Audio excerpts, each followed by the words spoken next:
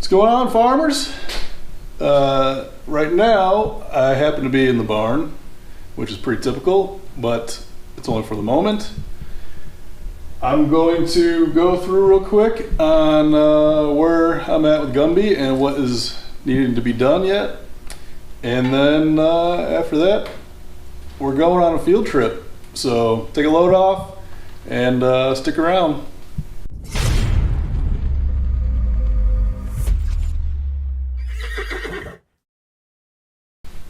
I know, it's been a while. Sorry guys, but you know, adult life has adult demands sometimes, so whether it's work, your HVAC, your home HVAC, needing some issues resolved, your lawnmower, trying to get your grass cut before the rain comes, all that junk from adult life. It gets in the way of the fun stuff, you know, but so I'm back in the shop, like I said, and I just want to show you guys. So I got two of the triangulation bars in, and I have every joint that's tacked in, I have welded as much as I can up to at this point, so that way nothing really moves around. The only thing that's not welded at all is where the rear bars meet the plates. You can see, and that's because if I lower the frame, if I lower the cage, it's going to have to rock in this on those plates. So I don't want it to be fixed there. Now, let me get in the car here.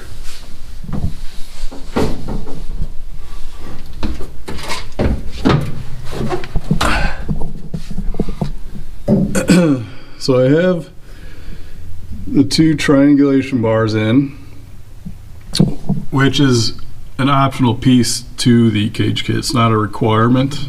As far as, well, I have to double check that, but I don't think it was a requirement for 850. But I decided to put it in because triangles are strong and it can't hurt. So now I started putting this triangulation bar in, and as I was getting it massaged into place, my handy dandy fancy Harbor Freight notcher decided to strip out the hole saw. It caught and spun, or tried to spin but didn't spin, and it stripped out the hole saw and the adapter piece.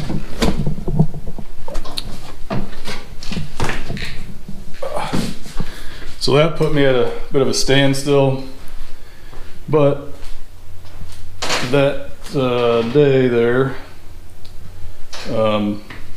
had some packages get delivered because I took advantage of the sales that were going on at the time. I got my Jegs window nut and started installing it. You can see I got my nice little clip there. Now I did put it on, I did put the safety latch on backwards compared to the instructions, and that's only because if you have the male part welded on your cage like you do, like they say to do, it hangs down, and I don't want to be getting, you know, it's a head knocker. I don't want to deal with that if I'm getting in and out. So I have the one, I don't know what you call that, the barrel or receiver for the upper shaft, and then I got that safety latch all tacked in. I didn't think about that until a couple weeks ago. I was like, oh shoot, when I have this cage lowered down to weld everything up, I should really paint all that Well, then I started thinking, well, shoot, I gotta install window net, and I don't want to do that after I've painted it all, so I gotta do that right now. The other thing is a parachute handle, a parachute release handle, and I ordered that, and that's here, but I gotta figure out where I want to put it. Do I want to put it up in the upper cage area, you know, maybe off the window bar, or do I want to put a whole bar in just for that? Or what I was thinking is getting rid of the emergency brake handle, and putting some kind of mount there, and having the parachute release handle in the location of the emergency brake handle. I think that'd be a good, clean way to do it.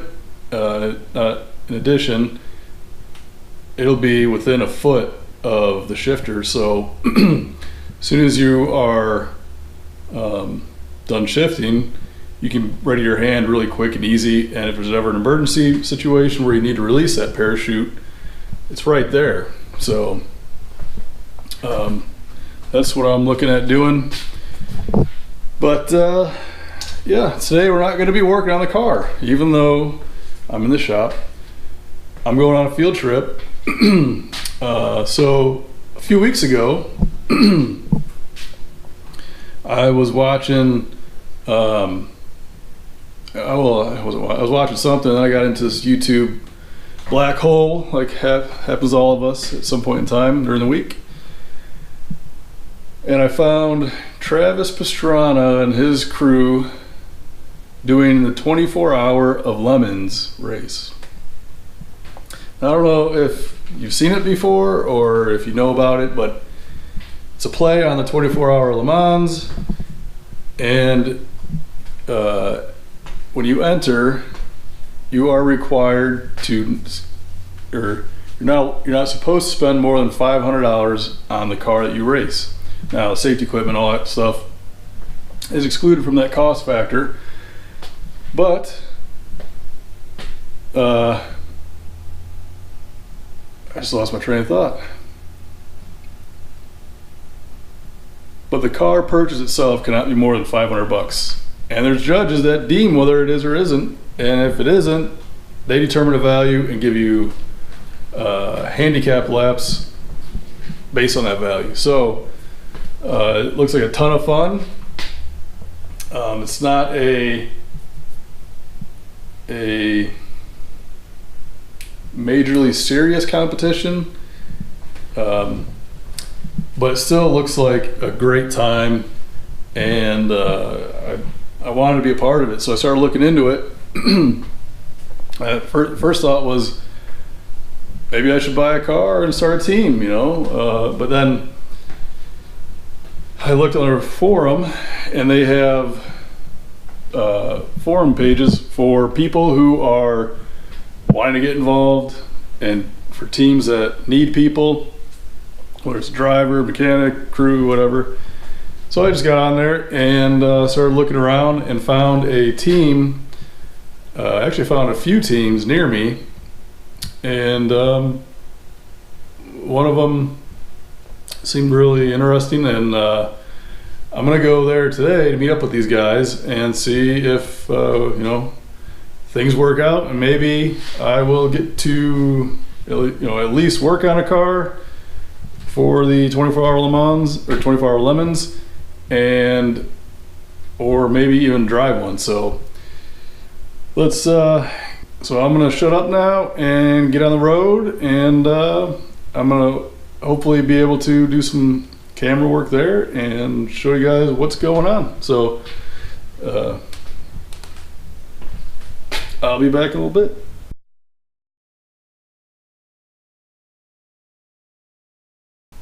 All right, so I'm back from the field trip. I went and met up with Rust Belt Racing. Just learned about the whole 24-hour Lemons, their team, and they have 2 or 3 cars, so they're going to need some drivers. There's a race coming up at the end of June here in Michigan, and they have all seats filled for that race with their cars. But in October, there's another race in Michigan, and I was told I'll have, first dibs on a seat. So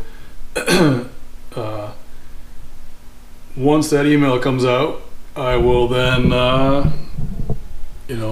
sign up. The race looks like fun. The guys are all about having a good time. I didn't get any video footage because we're just kind of feeling each other out and, seeing just if I'd be, a fun enough person to be around for the weekend. But that's pretty much where we left off. We kind of just looked at their car, asked them questions, stuff like that. Talked about, is it difficult? What's the biggest pain in the butt part of it? All this, just getting a feel for what all goes down in a 24-hour Lemons race and how to participate without being a serious drain on the team or just having a bad time overall. And it doesn't sound too difficult, really. There's like 3 pages of rules, and you got to meet those things. And other than that, even the people who officiate like to have a good time. So it's not like a super strenuous type of tech or race. I mean, you're not even allowed to rub on somebody, saying is rubbing's racing, but they're not even allowed to make contact with anybody. And if you do, you'll most likely be black flagged or kicked out, depending on severity or what caused it. Were you not paying attention or whatever. But yeah, I'm excited. I was kind of hoping to be able to do the June race, but there is some safety equipment that you need to get. You need to have a helmet, a suit, shoes, depending on your suit, undergarments or not. So there's a Hans device. So there's quite a bit, gloves, quite a bit of stuff you have to have just to be a part of it. So it's not like it's a cheap little adventure, but it looks like it's gonna be a total blast. And I'm sure I'll have to pay something to drive that vehicle because of course they're paying the entry fees, and which I think the entry fee alone is like $1,500 or $1,600 for a 4-man team. So then people over that, so if you have a 5-man team, you got to pay a little more for that 5th person. So I'll have to pay something. I'm sure that'll be a little chunk of change. Nothing crazy, maybe, I don't know, $500-600, something like that. But the good news is, safety equipment wise, it can be used, when Gumby's done here and we go racing. So it'll be nice to use it instead of having just sitting around on a shelf. And that's about it. I'm going to do some work on the car. I'll have hopefully a new video coming out after this one where the cage is basically done, hopefully. We'll get there. It's Memorial Day or Memorial Weekend. Holiday sales are going on, so I took advantage of that. Made some orders. Team Z, Jegs, LMR, UPR. So stockpiling parts for the next progression of work to be done. I'm excited. I'm going to go out to Ohio this week. happened to be out there for work, and I found a a company called Mellorat Racing, and they do fabricated rear end housings.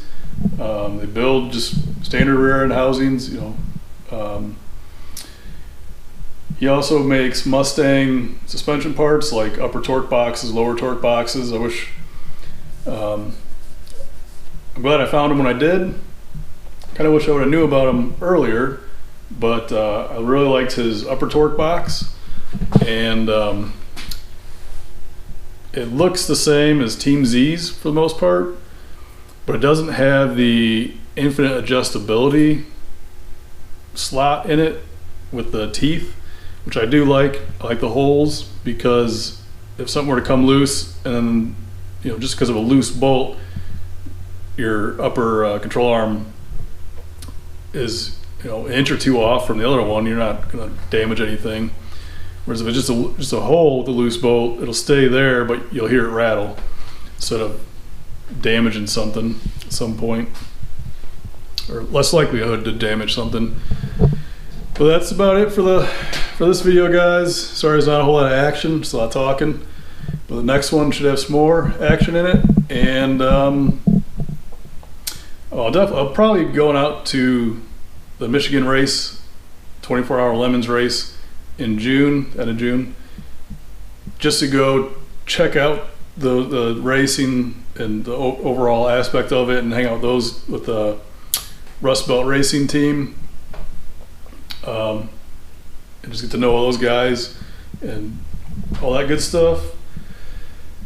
And I'm gonna start looking at possibly picking up a salvage Mustang, maybe like a 6-banger, and then I could hopefully find one with black interior, so I can get rid of this tan stuff and do a black interior on the car, and then use the new Mustang to make a Lemons car out of. So a lot of cool things coming up and going on.